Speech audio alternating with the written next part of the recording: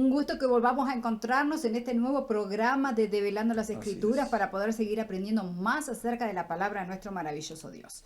Daniel, me imagino que estás contento tanto como su servidora. Por supuesto, gracias por estar acompañándonos, gracias por tu presencia, como cada jueves a las 8 de la mañana, hora de la montaña aquí de los Estados Unidos, para así como dice aquí, Develando las Escrituras. Exactamente. Y como de escritura se trata, te estamos dando el tiempito para que vayas a buscar la Biblia si es que no la tenés contigo, y también para que ya empeces a darle share o compartir y muchas más personas puedan en este momento entonces conectarse a esta transmisión, así como lo hiciste tú.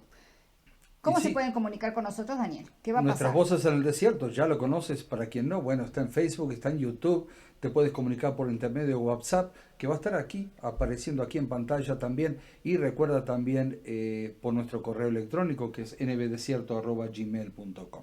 Y se pueden comunicar con nosotros si es que les ha quedado alguna duda de los programas anteriores, de lo que se ha dicho, también si te interesa estudiar la Biblia y saber qué plan maravilloso tiene Dios para tu vida. Es más, ¿querés saber lo que viene dentro de poco? Contactate con nosotros y con muchísimo gusto, independientemente del lugar del planeta Tierra que te encuentres, te vamos a hacer llegar los materiales necesarios, o incluso podemos hacerlo así como estamos ahora, cara a cara, a través de los medios de internet, ¿verdad? De internet, así es, Alba. Y hoy vamos a mandar un saludo también. Por supuesto, ¿a quién vamos a estar saludando, Daniel? Vamos a un saludo muy especial a nuestros hermanos y amigos que están en Perú.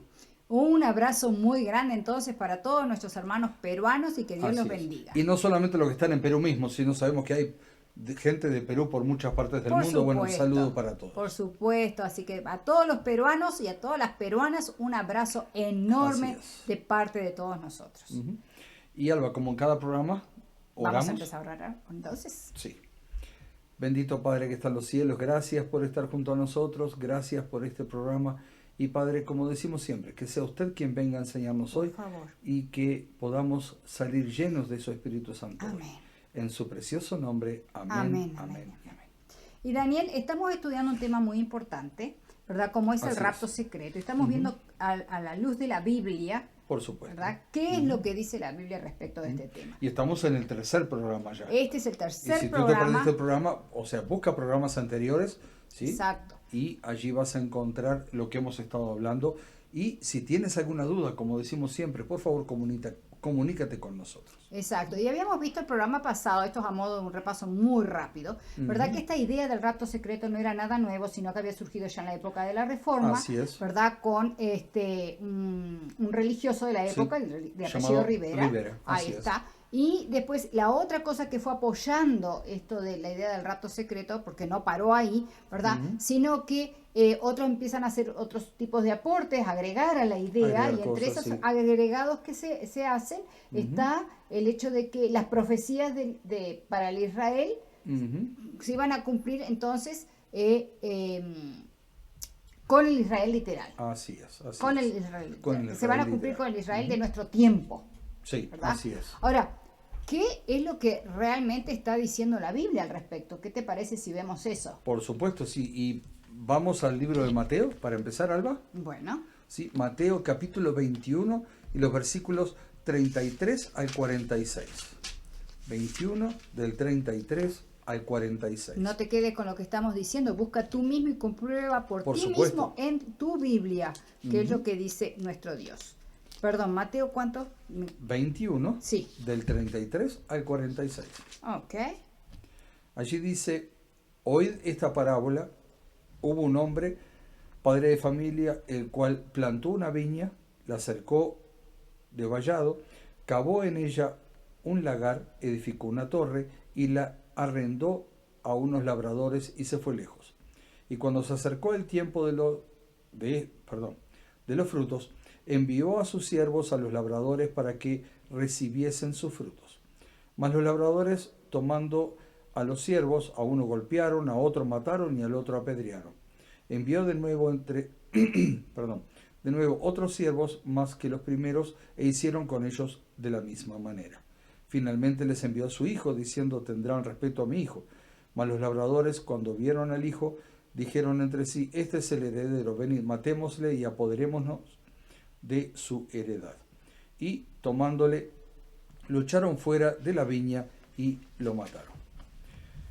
Versículo 40 dice, cuando venga pues el señor de la viña, ¿qué hará a aquellos labradores? Y le dijeron a los malos, destruid sin misericordia y arrendará su viña a otros labradores que le paguen el fruto de su tiempo. Y Jesús les dice, nunca, nunca leísteis en las Escrituras, la piedra que desecharon los edificadores ha venido a ser cabeza del ángulo. El Señor ha hecho esto y es cosa maravillosa a nuestros ojos. Por tanto os digo que el reino de Dios será quitado de vosotros y será dado a gente que produzca los frutos de él. Y el que cayere sobre esta piedra será quebrantado, y sobre quien ella cayere le desmenuzará. Y ya casi los dos últimos versículos dice, oyendo de sus parábolas, los principales sacerdotes y los fariseos entendieron que hablaba de ellos, pero al buscar cómo echarle mano, temían al pueblo, porque éste le tenía por profeta. Entonces, ahí es bien claro a quién se está refiriendo a nuestro Señor Jesucristo. Está hablando con los judíos de la época de él, ¿verdad? De distintos rangos. Ahí había fariseos, había saduceos, había, el pueblo. O sea, toda esta población estaba hablando con nuestro Señor Jesucristo. Y el Señor Jesucristo, para que ellos puedan entender mejor, les relata esta parábola. A los primeros labradores que fueron enviados a la parábola son los distintos profetas, ¿verdad? A los cuales apedrearon, a los cuales terminaron matando. Entonces nuestro Dios, que es el dueño de esta viña, decide permitir que nuestro Señor Jesucristo viniera a la tierra, y con el Señor Jesucristo hicieron exactamente lo mismo, ¿verdad? Pero al final, dice, entonces se le terminará, quitando a estos labradores, ¿verdad? Porque no dieron la cosecha que deberían haber dado. O sea, el pueblo de Israel fue solicitado, fue pedido, fue concedido el privilegio de que fuera la luz entre las naciones paganas, que diera a conocer el Evangelio, que diera a conocer la profecía del Mesías, etcétera, etcétera, y el pueblo de Israel no lo hizo. Se cerró, se llenaron de ceremonias, se llenaron de un sinfín de cosas, ¿verdad?, de prejuicios y demás, y no dieron a conocer, y todo se lo quedaron para ellos. Por supuesto. Entonces, no dieron los frutos que estaban diciendo, y al final de la parábola el Señor bien claro les dice, les estoy hablando a ustedes.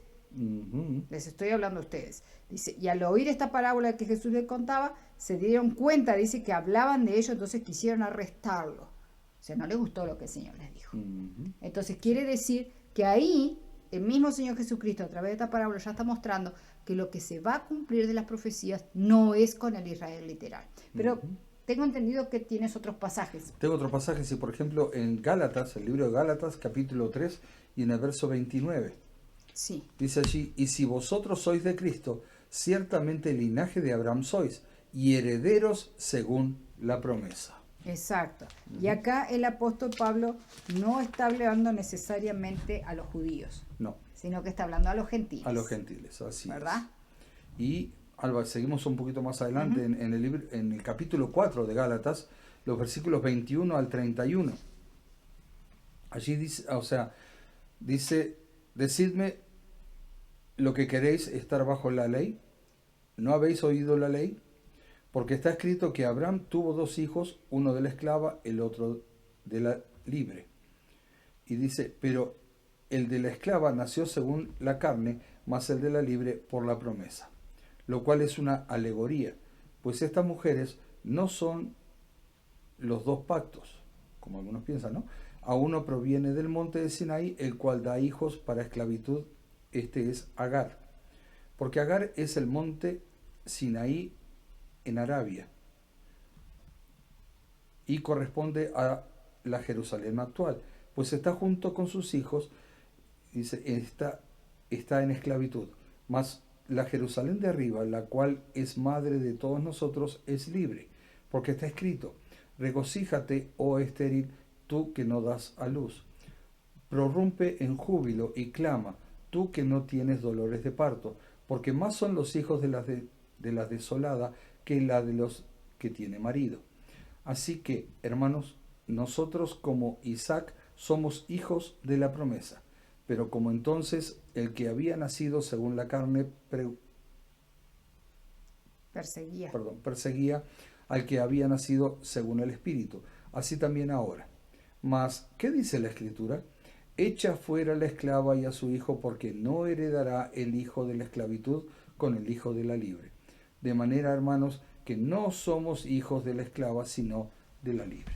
Ese es otro pasaje muy, pero muy importante, justamente para mostrar que los judíos no son necesariamente con quienes se va a cumplir. Digo, no es este el objetivo, sino que al ser hijos de la libre, eso pasaba absolutamente a todas las generaciones, independientemente que hubieran nacido en Judá o no.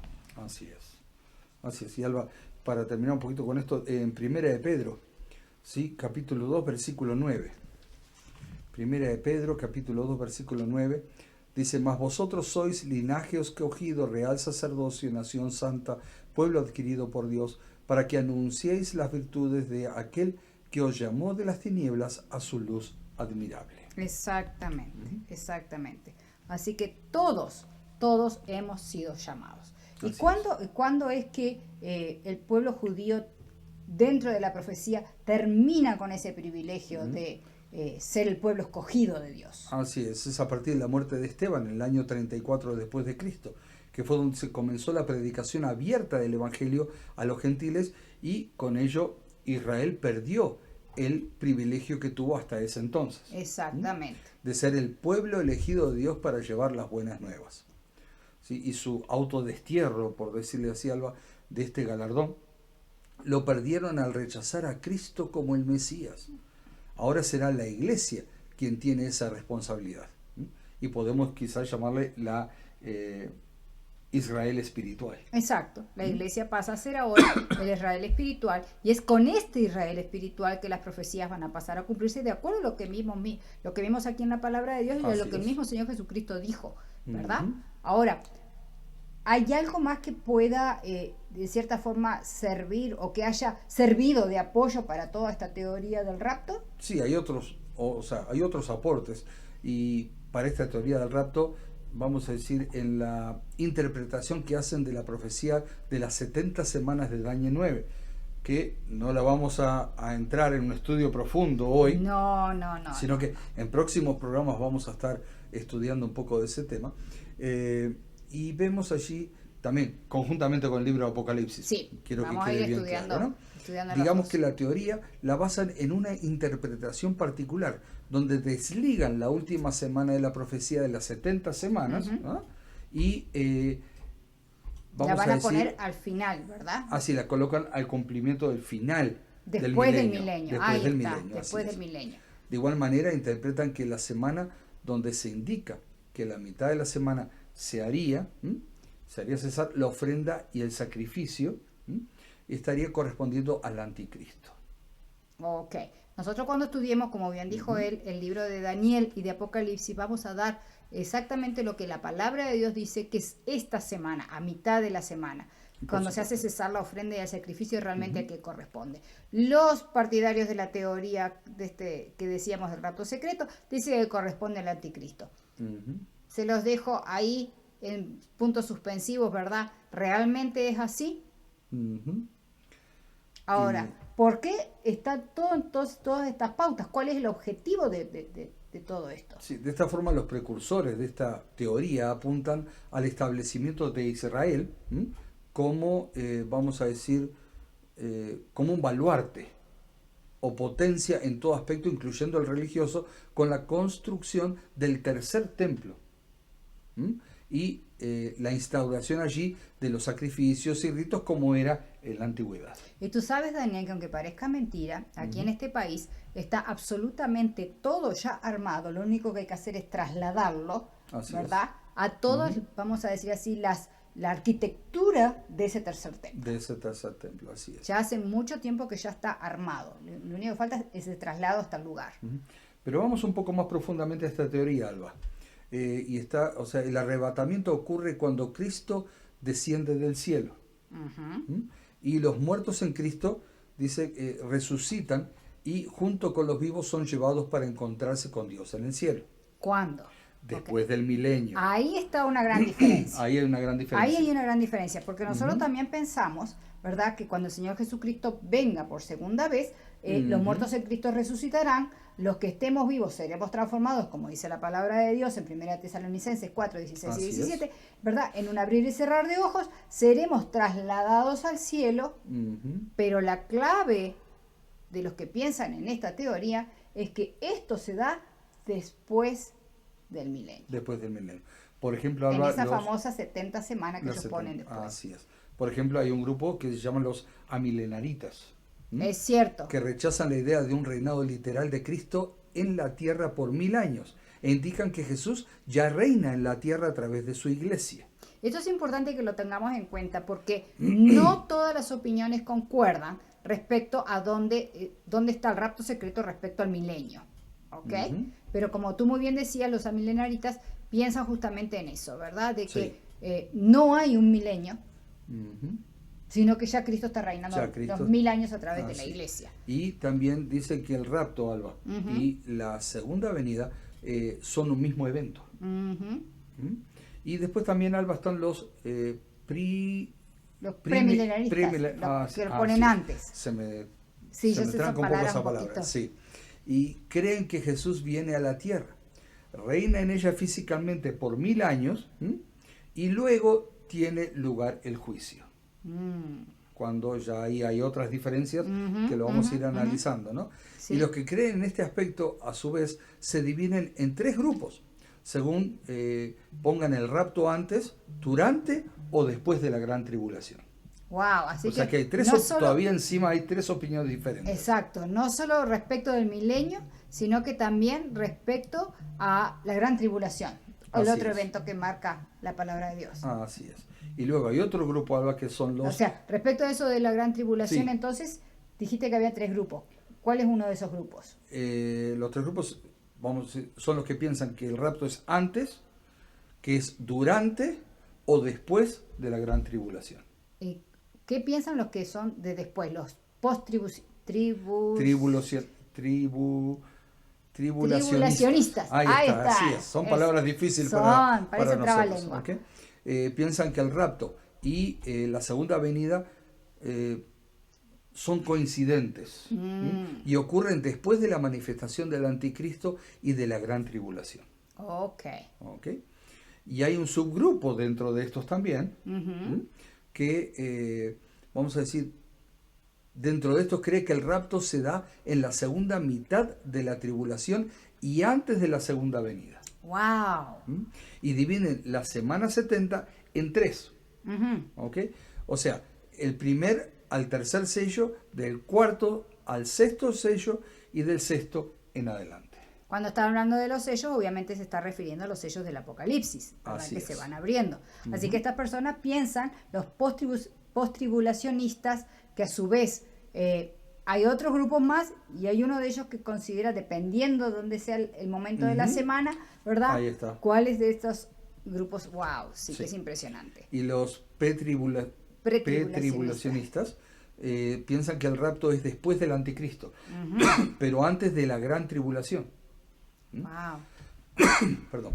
Luego acontece la segunda venida donde Cristo viene a reinar literalmente 1000 años en la tierra. Perdón. Luego viene el juicio final y la construcción de un nuevo cielo y una nueva tierra. Interesante conocer. ¿Y por qué es que estamos hablando de todas estas cosas? Porque te va a pasar que vas a hablar con personas y de repente vas a sacar este tema o te van a sacar este tema y es bueno que sepas dónde puede estar ubicada la creencia de esa persona que está hablando contigo. Así es. ¿Verdad? Y este aspecto, Alba, particular de la teoría está basada en las creencias de Darby. Sí. Alguien más. Hablamos de Rivera. Ahora es Darby. Él hizo una traducción particular de las Escrituras en 1833. Y estas creencias fueron incorporadas, ¿sí?, a la Biblia de Scofield. Y promovida por autores como Lindsay, y se dio difusión a través de la industria también. Exacto. O sea, la industria cinematográfica, perdón. O sea, y allí fue donde hay hasta películas que hablan sobre esa teoría. Y esto hizo que se regara como pólvora esta teoría. Sabemos que todo lo que aparece en la pantalla grande, como se dice generalmente, se reproduce así en cantidades tremendas. Exactamente. Y ahora Vimos los pre, vimos los post y ahora los del medio de la tribulación. Los del medio, o sea, los semi-tribulacionistas, donde la iglesia, ellos piensan que la iglesia pasa 42 meses en la tierra y el rapto ocurre en la semana 70. Interesante.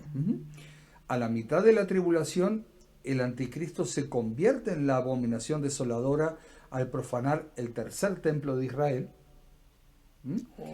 que se construirá en el Domo de la Roca, que es la mezquita en Jerusalén. Exacto, allí está, o sea, si nosotros fuéramos en este momento de Israel, vamos a encontrar que están las tres religiones representadas. Están el cristianismo, está el islamismo, ¿verdad? Y está el judaísmo.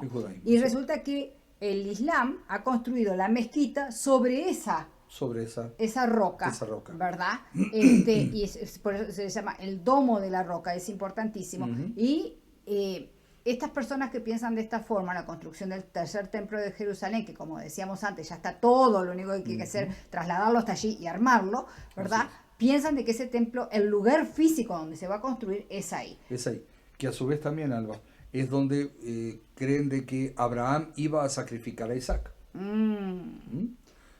Y vamos a decir que hoy día, y ante la realidad de quitarle a los árabes ese territorio, implicaría un desastre de imprecedentes consecuencias. Totalmente. Va a ser algo impresionante. ¿Sí? Y los judíos determinaron otro lugar para la construcción de ese tercer templo, para evitar ese confrontamiento. O sea que ya no está la teoría de que se va a construir sobre el Domo de la Roca, sino que ahora se va a construir en otro lugar. Sí, así es. Pero como hacen una interpretación especial de la profecía de las 70 semanas, ellos quieren volver a instituir los sacrificios y volver a todos los rituales que ya el Señor Jesucristo los había terminado en la cruz. Así es, ¿verdad? Así es.